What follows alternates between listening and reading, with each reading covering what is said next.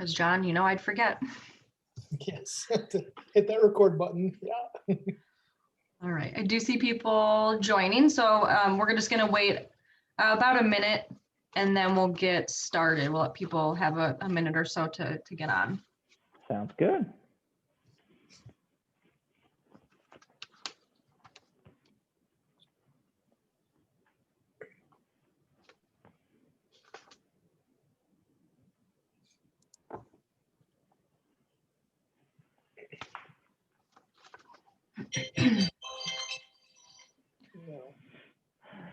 Good time. Should be used to that by now.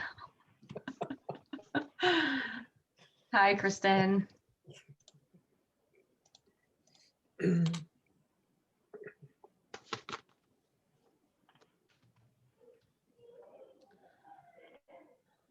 Okay, I know some people are still joining, but we're gonna get started right here at 7.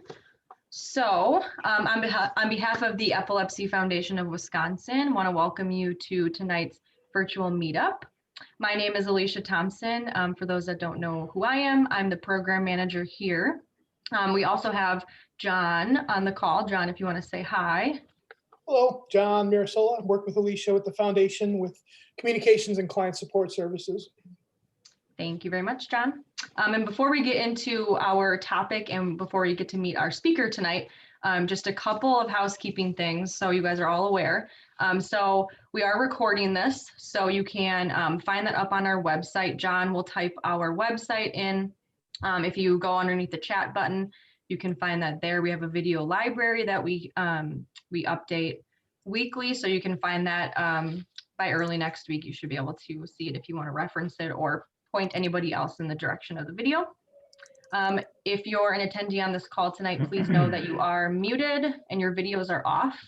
But we do encourage questions, and we'll have time at the end for questions, and you can use the Q&A button on your screen to go ahead and ask your questions.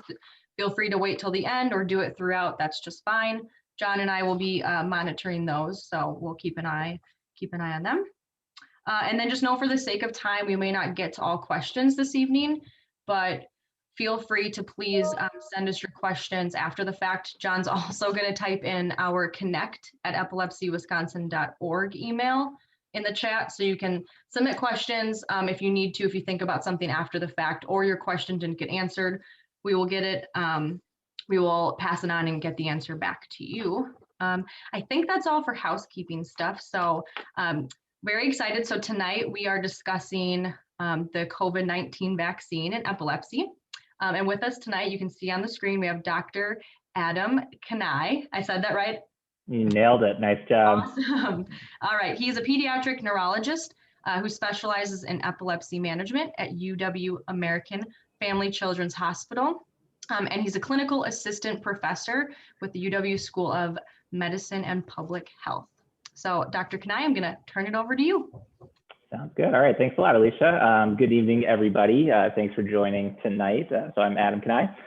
As a healthcare provider, I feel like everybody kind of asks me questions about COVID-19, even though it's not really within the realm of pediatric epilepsy, but I've become sort of an ad hoc specialist on it, and by extension, the COVID-19 vaccine. So we're going to talk a little bit about that tonight.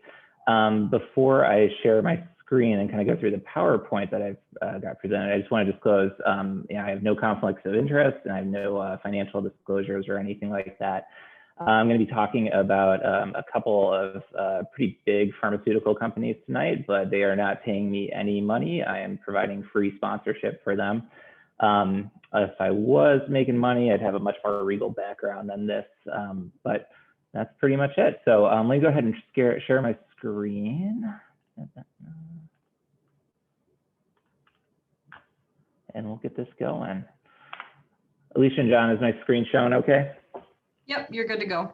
Sounds good. All right. So first thing I want to sort of talk about is just the goals of vaccine development. And this is really for any sort of vaccine. So it's really twofold. And really the number one goal is safety. You want to create a vaccine that's safe, that people will trust and feel comfortable receiving. Because if you create an effective vaccine, that has terrible side effects, nobody's going to go get that vaccine. So with this COVID-19 vaccine and with all these trials that we're going to talk about, that was really the top priority for development of these things.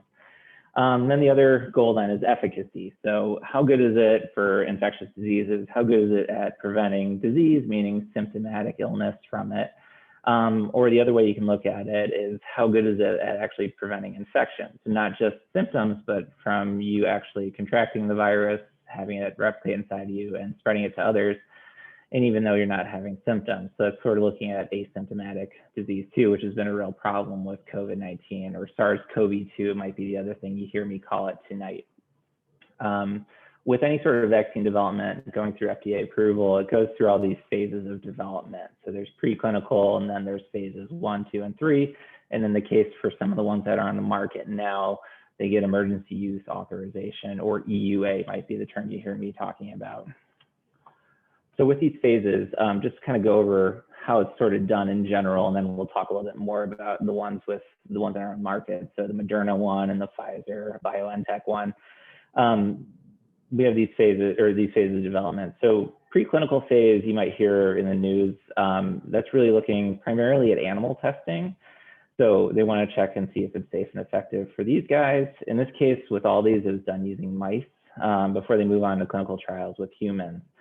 So what they do here is they give the vaccine to the animals. They look for side effects, make sure there's nothing horrible or untoward that's happening. And they're also looking for efficacy. So if you give the vaccine, are these little guys creating antibodies, which would theoretically help fight off the virus?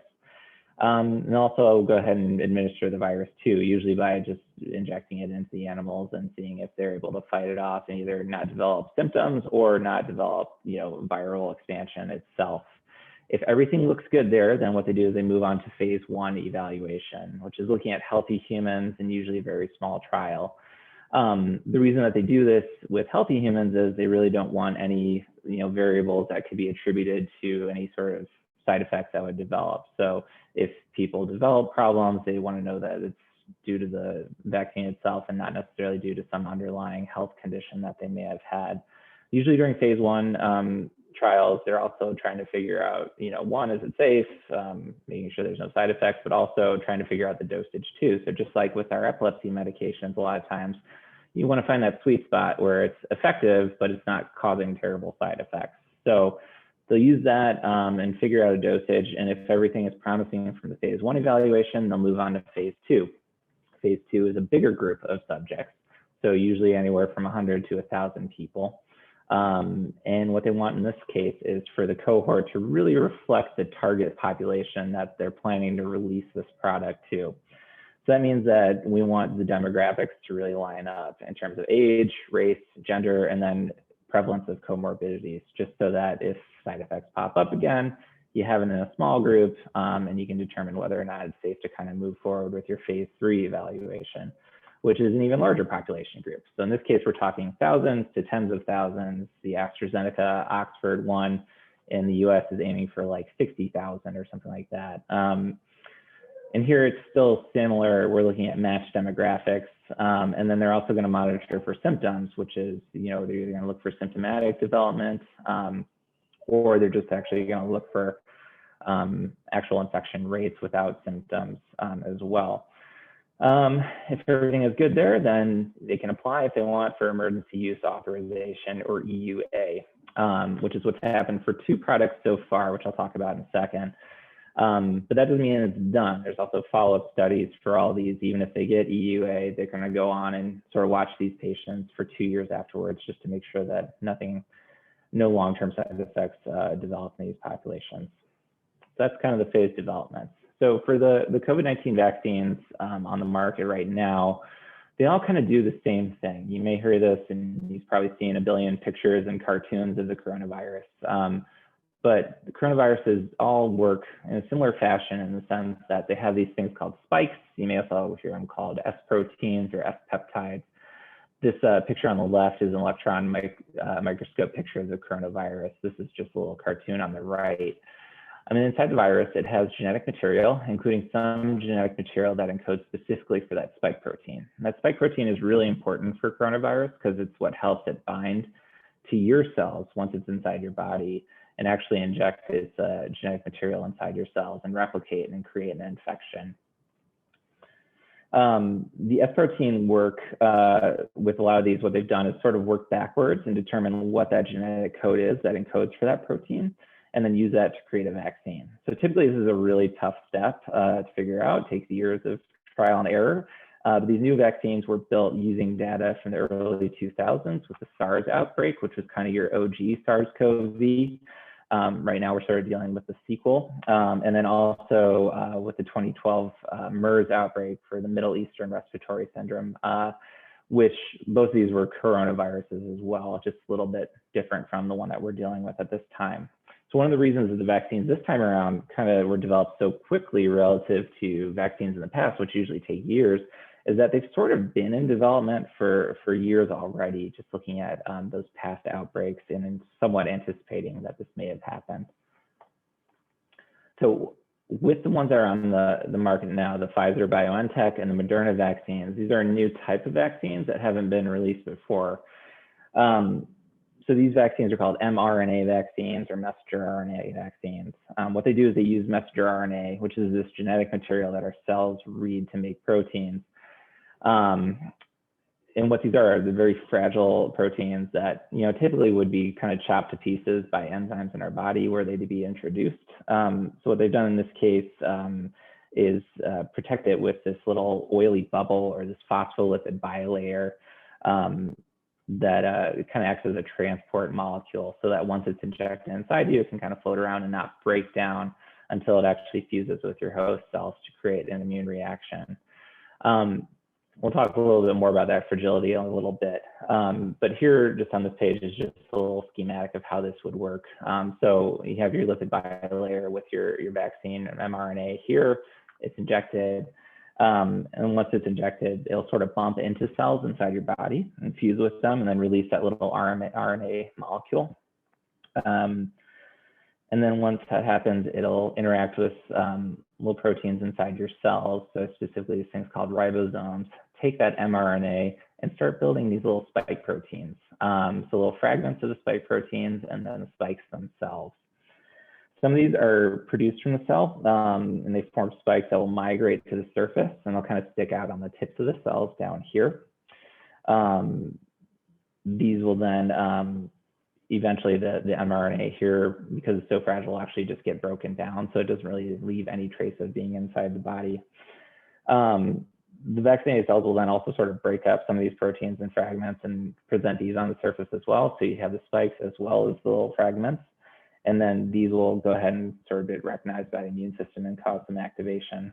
I think what's really important to point out here is that we're just injecting a little piece of the genetic code for the virus. We're not actually injecting the virus, and we're not injecting the entire genetic code for the virus. So you can't get COVID-19 from these vaccines. That spike is kind of the unique part of the virus. It's almost like the hood ornament of a luxury car. So like if you had a piece of like a hood ornament from a Mercedes show up in your mailbox, you know what it came from, but you'd also know that you don't have like a whole Mercedes like sitting in your front yard or anything like that. Because this isn't wrapped inside a different virus too, theoretically, it's supposed to be less effective in terms of causing side effects. It's going to create not as strong of an immune response. It's also thought that this mRNA technology is a little bit quicker to develop too compared to traditional vaccines as well. So there's some advantages to it. So those are the two that are on the market now. And then the other two that are probably coming very soon are these adenovirus-based vaccines. These are coming from Johnson & Johnson and then AstraZeneca, Oxford. So these vaccines are also kind of based on the virus's genetic instructions for building that spike protein. Unlike the other ones, that Pfizer and Moderna ones, which store the instructions on that single-stranded RNA, the Johnson & Johnson vaccine and the AstraZeneca ones will do it on double-stranded DNA. So this little stuff in here. What they've done is they've added the gene for the coronavirus spike. So same kind of genetic instructions, but they've added to these viruses called adenoviruses. Adenoviruses are really common viruses that are throughout the community. Typically, they cause just very common cold, very mild symptoms usually. And what they've done at both companies is they've created these modified adenoviruses, which are able to actually go ahead and enter your cells. But once they're in, like typical viruses, they can't replicate and expand. They can only just kind of dump off this genetic material. These, while relatively new, have been researched for quite some time as well. The first adenovirus-based vaccine was actually just released back in July, and that was for the Ebola virus. And that was made by Johnson & Johnson too. They're also running trials using adenovirus-based vaccines for other viruses, including HIV and Zika virus. Those are not out on the market yet. The only difference between these two in terms of the types of viruses they're using is Johnson & Johnson using an adenovirus called adenovirus 26. AstraZeneca is using actually chimpanzee adenovirus.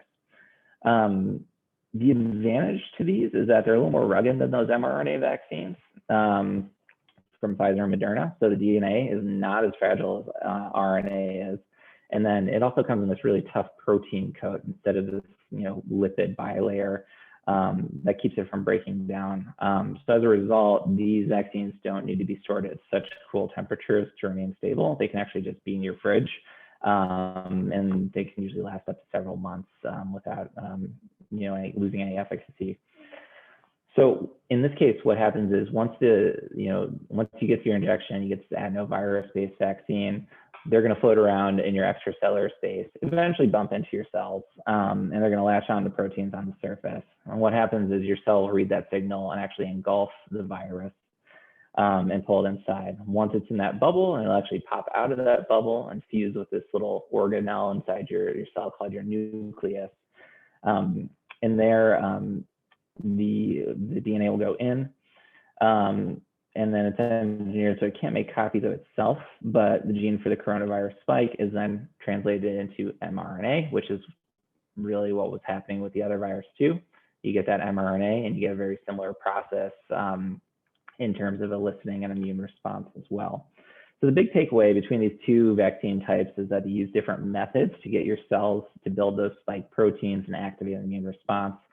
The adenovirus also will provoke your immune system by switching on, these cell alarm systems. They'll send out a warning signal, activate immune cells nearby, and cause it to react a little more strongly to the spike proteins just because it is associated with that adenovirus, which most of our immune systems have seen before. So once you've got that mRNA making those spike proteins, you have immune system activation happening in a couple different ways.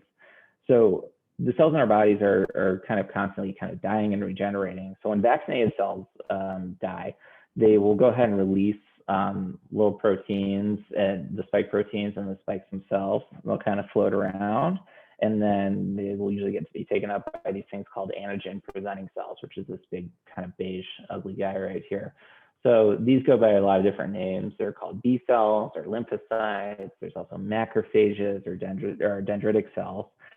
And really their job is to just take these proteins or these little spikes and just present them on their surface. When they do that, then you got these other types of immune cells called helper T cells. They'll go around and actually detect these and kind of bind and create this immune response, releasing these things called cytokines, which do all kinds of things. They create inflammation inside our body. So when this happens, sometimes we'll feel not so great. We'll have a little bit of a fever or a little bit of fatigue or malaise or feel kind of achy. But that cytokine release will also lead to activation of all these other different types of immune system cells and kind of create this immune response. The key thing it does is it leads to proliferation of B cells, which will then mature and differentiate in these things called plasma cells, which will go ahead and create antibodies against that spike protein. So with immune system activation, the B cells I was talking about will go around and sort of grab these spikes that are floating around too. So here's a B cell I was talking about. They will then go ahead and bump in or cause these free-floating spike proteins to bind, and a few of them may be able to lock on. They are then activated by helper T cells, and they create those antibodies that specifically target these spike proteins that are associated specifically with coronaviruses. Antibodies will then float around. They'll latch onto coronavirus spikes if there's any in your system. And that does a couple of things. It sort of activates other immune system cells to come on over and destroy this virus. It also keeps that virus from binding onto other cells in your body. Imagine these little spikes are kind of like hands that sort of grab the doors that go into your cells. They can't do that if they got antibodies bound to them, which are just specific types of proteins that are aiming for this spike. So those are a couple of ways that that works out. And the cells that are usually activated to come destroy things are these things called killer T cells, which will sort of destroy any sort of coronavirus infected cells. So not vaccinated cells, but infected cells later on, because this takes a little time to develop.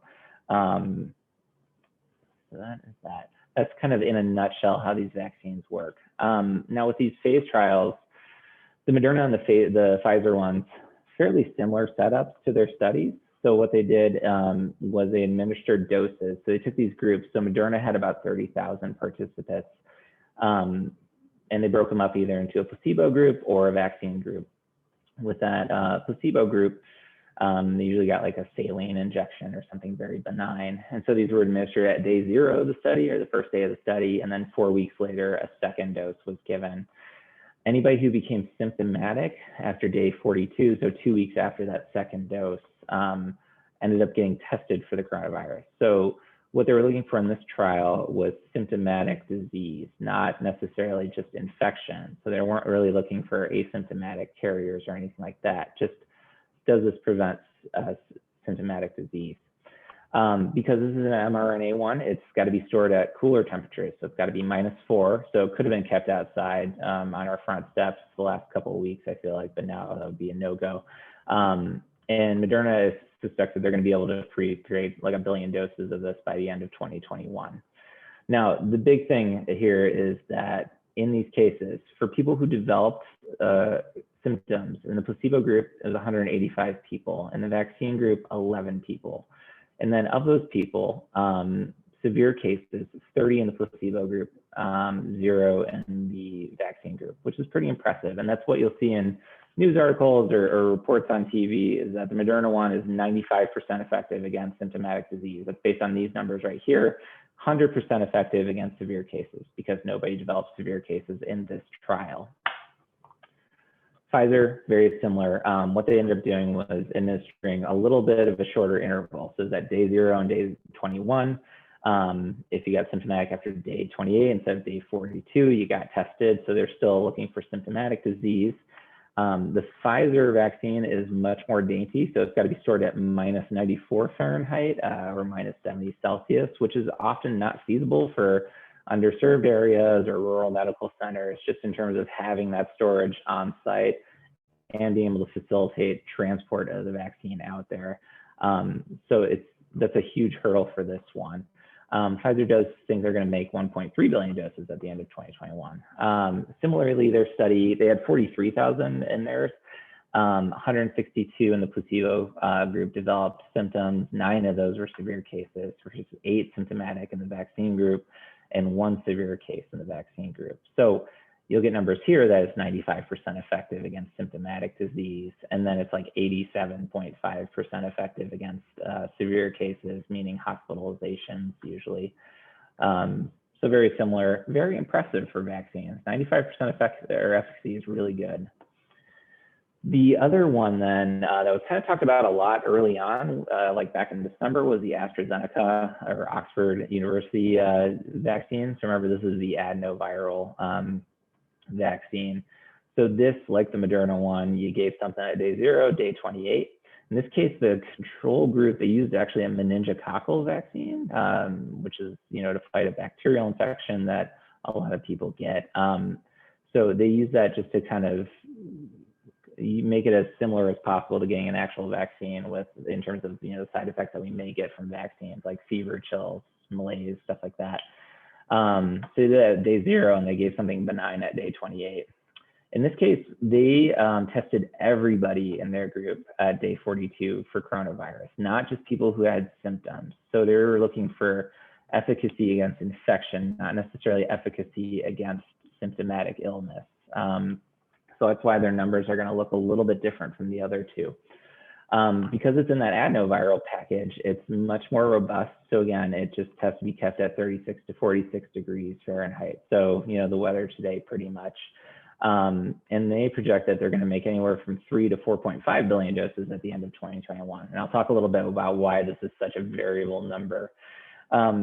It kind of comes from this little hiccup that happened. So they've kind of tested this around the world, and they had a cohort in Brazil, they had a cohort in the UK as well. What happened in the UK cohort is by some error, they ended up giving only half the vaccine to the vaccine group on the first day. So they got half a dose on the first day and a full dose on day 28. Whereas in Brazil and pretty much trials everywhere else, you got a full dose on day 0 and a full dose at day 28. Curiously, in Brazil, 62% effective at preventing infection. So they got more of the vaccine, lower rate, whereas UK, 90% effective. So not an expected outcome. There's still kind of looking into why this may have been. Was it because of different variants in the area? Was there just higher infectious rates overall? But overall, with these two cohorts together, it was about 12,000 people. 131 people tested positive for it, meaning that it's 70% effective at preventing infection. But of those 131, 0 people developed severe illness. So it comes away with this number of 100% effective against severe infections, which is interesting. So if they go on to figure out that you could go ahead and give half a dose on that first one and then a full dose later on, that would be where you get this 4.5 billion, because you just create more vaccine, slower volumes, which would be really good. If you're watching the news, pretty much this morning, they started talking a lot about the Johnson & Johnson vaccine, which is applying for emergency use authorization now. I got to go back.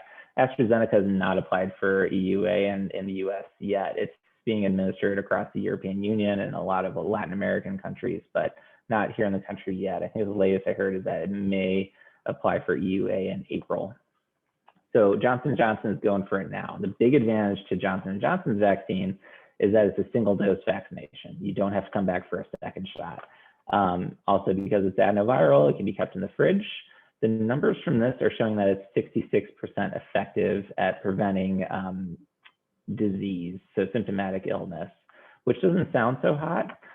They also tested a much wider range. They did it throughout the US and Latin America, South Africa, where some more problematic variants are arising at this point. So it's thought that maybe it was a little bit of a disadvantage in terms of the time that it was being tested at. What's really promising, though, is that in the US, it's showing similar efficacy numbers compared to those mRNA vaccines, which is good. And again, it's coming out with this number of 100% efficacy against hospitalizations and deaths in the US cohort so far. Johnson & Johnson is thinking they're going to have 100 million doses available by the end of June. So hopefully with all these companies combined, we should be fairly well covered. I think the big question is, talking about all these products, should you be a vaccine snob and decline one vaccine in favor of another? Really with the efficacy numbers, there's not much of a difference between all these products. So whatever you can get, I would go for. I think the only more logistic convenience for everybody would be, with the Johnson & Johnson one, you only need one shot. But again, that's not been authorized yet. They're applying for it now. It'll likely come on the market fairly soon. So side effects should be, that's what a lot of people are wondering about. So most of these have been mild or minimal. So they're kind of the side effects you'd expect with any sort of vaccine. So pain and redness at the injection site, fatigue, headaches, muscles and joint pain. Those are fairly common, probably about a third of patients will have some complaint of one of those things. Severe reactions, so an anaphylactic reaction or a severe allergic reaction is being reported, but it's crazy rare. So the number that's coming out is that for every million people who get it, about 11 will have a strong allergic reaction to it. This is kind of based on the first week of vaccination with the Pfizer one. So that was in the middle of December in this country. So what happened there was about 1.9 million people were vaccinated. And through that, I think the number, 21 people ended up having a severe allergic reaction.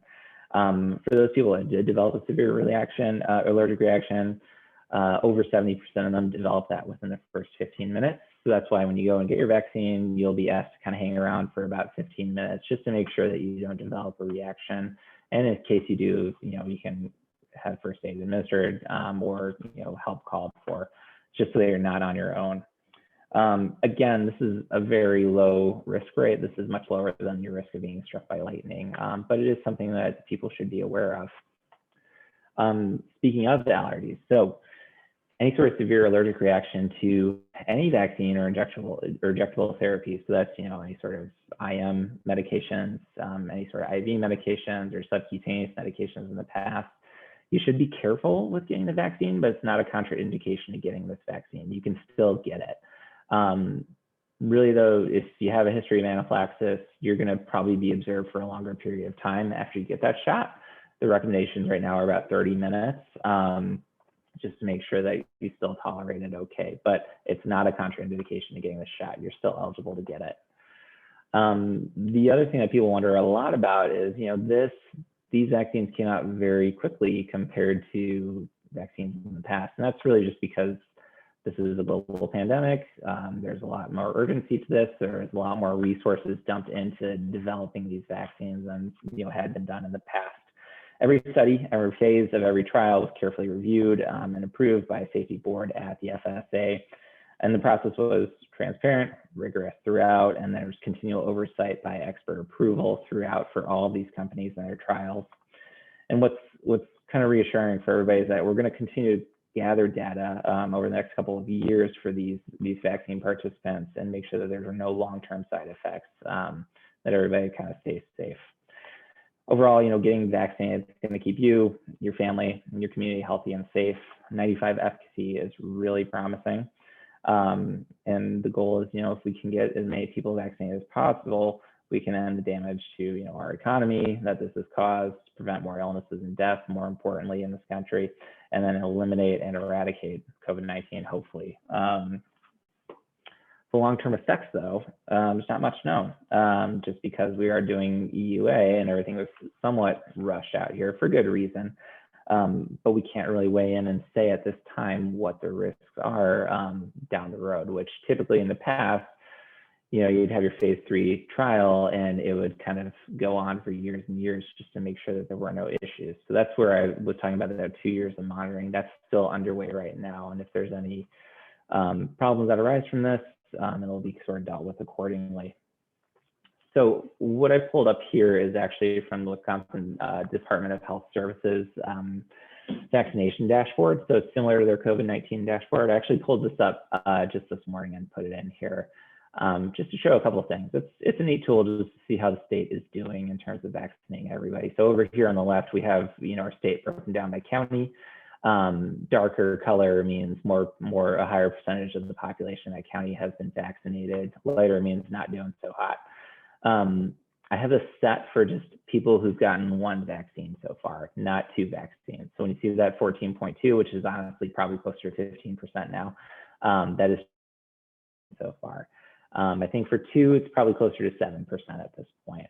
What I wanted to point out is that right now we're working on getting everybody 65 and older vaccinated, and we're at this point probably over halfway done. So this morning is 48.1%. We're doing a pretty good job. We're getting 200,000 people vaccinated in the state every week on average, if you look at this group down here. Right now, people who can get the COVID-19 vaccine in this state include frontline healthcare personnel, people in skilled nursing and long-term care facilities, fire and police personnel, correctional staff, and then, as I said, people 65 and over. That 65 and over group, there's about 1 million people in Wisconsin who are over the age of 65. So it's taking a little bit of time getting through that, but the next eligible populations are on their way. So that's phase 1C of this vaccine rollout, which is going to be starting on March 1st here in Wisconsin.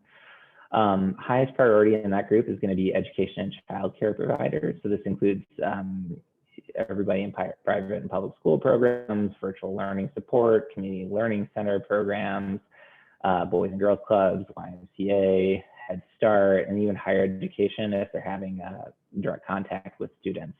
So the goal or the expectation is that March and April is really going to be focused on getting this population vaccinated, as well as catching up with anybody in the currently eligible group that hasn't been vaccinated yet. Other groups then in March 1st that are going to be able to be eligible for these are going to be people who are enrolled in Medicaid long-term care programs, some public-facing essential workers, including like 911 operators, people who work in public transit, people who work in the food supply chain or utility and communications infrastructure. The goal is really to focus on this population in April and May getting their vaccinations. Non-frontline essential healthcare personnel, so people who are kind of healthcare adjacent in their jobs, and then people who are living in congregate living facilities. So that would be employer-based housing, shelters, housing that serves the elderly or people with disabilities, people who are in transitional housing, and incarcerated individuals. And again, this is going to be geared towards the April and May. And then hopefully after May, we open it up to the general population more so with phase 2. So how does this all really relate to epilepsy? A couple of things. Epilepsy is a very variable diagnosis. It's kind of a family of many different disorders that lead to seizures. So some people have very easily controlled seizures. They don't really have any other health problems, and they become seizure-free on medication, or they might have epilepsy with occasional seizures, but they don't really have any other health problems. So for this group of people, the available data suggests that just having epilepsy alone doesn't increase your risk for getting COVID-19 and doesn't increase the severity of COVID-19 were you to contract it. There's no evidence that people with epilepsy alone have a weakened immune system, meaning that you shouldn't be considered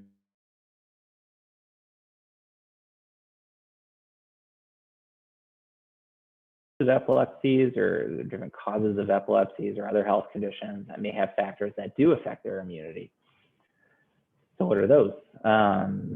This could be a couple things. So medications is one issue to consider. So there are some medicines that control seizures that also affect the immune system.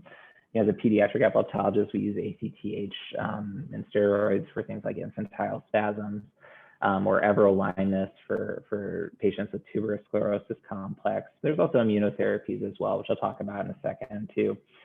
These can all kind of decrease your immune system and put you at greater risk for COVID-19 infection or COVID-19 severe illness were you to get it. It's important to note though that most anti-seizure medications don't affect immunity. It's really the ones I listed are kind of the only ones that do. Other things to consider then, people with epilepsy may have other medical problems that may place them at higher risk for developing more severe illnesses with COVID-19. We consider, patients that have problems swallowing or frequently inhale food or liquid in their lungs, aka aspiration risks. They're at higher risk for pneumonia, therefore they're at higher risk for severe respiratory illness from COVID-19. People with diabetes and underlying heart or lung problems, in addition to their epilepsy diagnoses, can be issues as well. And also patients with intellectual and developmental disabilities. In our pediatric population, there has been some data to show that kids with epileptic encephalopathies, things like Lennox-Gastaut syndrome, are at a little bit of a higher risk compared to the general pediatric population for having severe illness if they were to catch COVID-19. Regardless of the situation, it's really important that anybody with epilepsy start to discuss with their treating healthcare provider about their individual risks and whether any specific medical precautions are needed. In general, though, anybody listening to this, whether they have epilepsy or not, really should just take basic precautions to avoid getting sick as well. Talking about kids real quick. So kids between the ages of 1 and 20, they do get coronavirus or COVID-19. They tend to get milder forms. So it's thought that since it's milder illnesses, they're less likely to transmit it, but they're still at a risk for transmitting it. There's a small group though that do develop serious disease. So I did already talk about the intellectual and developmental disability cohort. Infants are also at higher risk. So children under the age of 1 year old. And that's probably because they have immature immune systems that are just sort of developing. So they're more prone to getting really sick from this. And we've seen this unfortunately. being young does not protect against or you getting or transmitting COVID-19.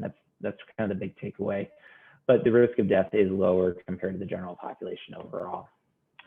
Now, there is autoimmune epilepsy. So some types of epilepsies are caused by this change in the body's immune function, which are called autoimmune epilepsies. So, your immune system, as we've talked about, is this critical part of the body that helps you fight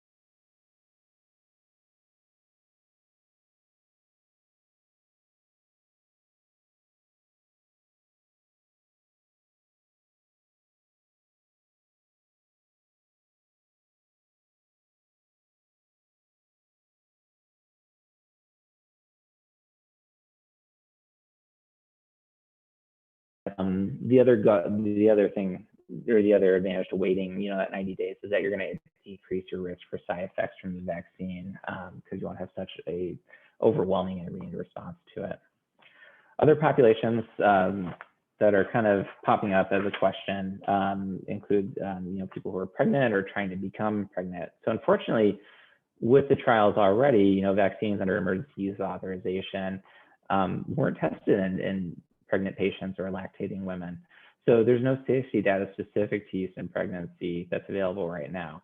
It's presumed to be low risk just because, vaccines are given during pregnancy. But if you're considering it, you should discuss it with your primary care doctor or your OB-GYN if you find yourself in that situation. What's important is that being pregnant or breastfeeding is not a preclusion from getting the vaccine itself. And then the other term that kind of pops up a lot is herd immunity. So this, or community herd immunity, I guess, is the other term that you'll hear. But it's basically a term to describe when enough people have protection, either from vaccination or from previous infection, so that there are so few susceptible people in the community that it's unlikely that a virus or a bacteria can continue to spread widely and infect other people.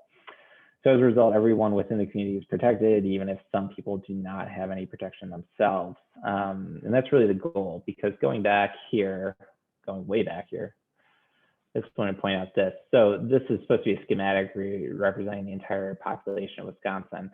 This gray bar is actually everybody under the age of 16 who's not approved to get this vaccine yet. So there is still, even if everybody does get vaccinated, there's going to be a cohort of people who are not vaccinated. There are trials underway looking at younger patients as well, but right now it's not recommended that anybody under the age of 16 get this shot. So the percentage of people who would need to have this protection or this herd immunity kind of varies by disease. And at this time, we don't really know what the percentage of people needed to get vaccinated to achieve herd immunity against COVID-19 is. But recent kind of educated estimates are that at least 75% of the population within the community needs to get immunity before we begin controlling this pandemic. So we still got a ways to go with this. So keeping that in mind, then things you got to do to kind of get back to quote unquote normal is that, while we learn about the protection that these vaccines provide under real life conditions, it's still really important that everybody continue using the tools that we have available to us to help keep this pandemic as much under control as possible. So that's things like covering your mouth and nose with a mask, frequent hand washing, staying at least 6 feet away from others, all that stuff that's listed in the CDC website, also is in the Wisconsin Department of Health Services website as well. Together though, COVID-19 vaccination and following these recommendations for how to protect yourself and others, it's going to offer the best protection from getting and spreading this virus. We need a little bit more time to kind of understand more about the protections the vaccines provide before there's any major policy changes on a statewide level or a federal level regarding infection control recommendations. But other factors, including how many people get vaccinated and how the virus is spreading in the communities, can affect this decision and hopefully move things along well if we do a pretty good job at it. So where to sign up if you're thinking about this? So if you are eligible, if it is your turn to go, depending on your local public health department, so your county public health department, you may be able to register with them and be notified. Other things you can do is just contact your local healthcare provider. Some health departments also have their own maps and lists of providers. And you can also sign up for the weekly COVID-19 newsletter, which is available through the Department of Health Services in Wisconsin, if you just go to their website. If you need further information, calling 211 is always helpful, really for anything. You can also email specifically this email website, which is DHS COVID vaccine public at dhs.wisconsin.gov with any questions or concerns. And then also that website is a great resource for a lot of different information, not just about vaccines. The other thing that I think is really important to do right now is, especially with that phase 2 workout or that rollout, when this vaccine is available to the general public, pharmacies are going to be pretty huge vendors of this. And if we know anything from our neighbors to the south, a lot of people are having luck getting appointments with Walgreens or CVS in Illinois, where people are already able to get the vaccine under the age of 65. The key to kind of getting those appointments is to have actual accounts with them. So when you go to the Walgreens website or the CVS website, you can see that, log in with your account or create an account option. If you have an account, you have an easier time and a quicker time getting appointments for your coronavirus vaccine. Right now, it seems almost comparable to people trying to get tickets to a hot concert or something like that. You got to have a fast internet connection. You got to be on at the right time. You got to be able to click very fast because they're filling up very quickly right now. But that is just a little pro tip for how to get your vaccine sooner rather than later if you're anxious for it. Open up the floor to any questions and kind of go from there.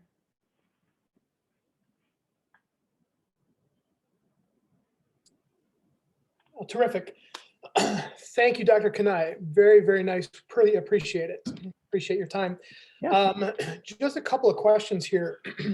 Let's see here. First question has come in. I've already had COVID and I've already recovered. Should I still get the vaccine? So you should. So kind of going back to that one question of people kind of getting reinfected. If you've recently had it, go ahead and wait that 90-day period before getting it. So 90 days after you recovered, just because right now we don't know if just having one infection affords you the antibodies to have ongoing immunity from it. Especially, with people who caught this really early in the pandemic. So in March and April of last year, not a lot, but a number of them were getting reinfected, in the fall. So at some point, it seems like that antibody response from the infection itself does run out. So general rule of thumb is after you've had an infection, wait, about 90 days, at a minimum 30 days, but you can still go ahead and get your vaccine. Okay, terrific. Another one that came in here is someone with epilepsy at greater risk for side effects or more severe side effects. So there has not been any data to show that having epilepsy alone puts you at greater risk for side effects. Really, the biggest thing that seems to pose a risk for side effects is if you've had an anaphylactic or a severe allergic reaction to another vaccine or another type of any sort of injectable medication, whether that's an intramuscular medication or an IV medication or a subcutaneous medication. And so for those people, it's not a contraindication to getting the shot, but just you have to be a little more careful, probably be observed a little more longer, so that 30 minutes instead of 15 minutes where you to get your vaccine. Okay. Let's see here. What's coming in? Having that says, what is the better way to treat the shot site, heat or cold? Ooh, that's a great question. I don't have a great scientific answer for that. I think whatever feels good and works good for you. So I can tell you personally, so I got the Pfizer BioNTech vaccine. The first shot, I felt okay. The night before I went to bed, I took a little bit of Tylenol just because I felt like maybe I was getting a little warm. But the next morning, the only thing I noticed was that I was a little tired, which I didn't really think much of. I just thought I was tired because I have a 1-year-old and a 3-year-old, and I've been stuck with them inside this house for the last 3 months. Then I talked to my sister, who's a social worker in a hospital, and she actually said it was the best 2 nights of sleep she got because she had a little bit of fatigue from it as well. Those are just my recommendations for this, though, is, after you get your shot, you can't take Tylenol, you can't take Motrin to kind of minimize any side effects, those mild side effects that we get. It is recommended that you don't take it prophylactically before you get your shots. So don't take anything before the shots, just wait until after you get it and go from there. And then, yeah, you gotta kind of, experiment a little bit and find what works for you, hot or cold. Either one is fine to try. And then it might set you up for success with the second shot if you get one of those 2-shot vaccines. Okay. And this shouldn't interrupt your regular medicine cycle for epilepsy either, correct? Nope. You go ahead and continue taking your medications as you normally would. This shouldn't change that at all. Okay. Let's see here. Could you possibly just elaborate a little bit more on the rollout in Wisconsin? Rollout of the vaccine. Yeah. So right now, I mean, this is the plan. It's not 100% at this point, but right now the only date that they're providing is that March 1st. Those groups of people that we sort of talked about. So adjacent healthcare workers, people living in combined living facilities, teachers and childcare workers, all of them will just suddenly become eligible. Now, hopefully, with more production from Pfizer and from Moderna, and availability from Johnson & Johnson, and then maybe AstraZeneca in April, there'll be more vaccine available for everybody. But the places to get those are kind of going to vary county by county. So that's why, reaching out to your county health department and seeing if you're eligible will be reasonable, or if you find good options for that. And then pharmacies are going to be available vendors for that too, which is why we talk about that Walgreens and CVS, especially just because they're kind of the big ones, to see if you can get your vaccine there, or your primary care provider may be able to provide some guidance as well. Beyond that, it's not totally clear when they're going to go to phase 2. So right now we've done phase 1A, which is all the healthcare workers. We've done phase 1B, which is the other people, people over 65, in correctional facilities or police department and fire personnel.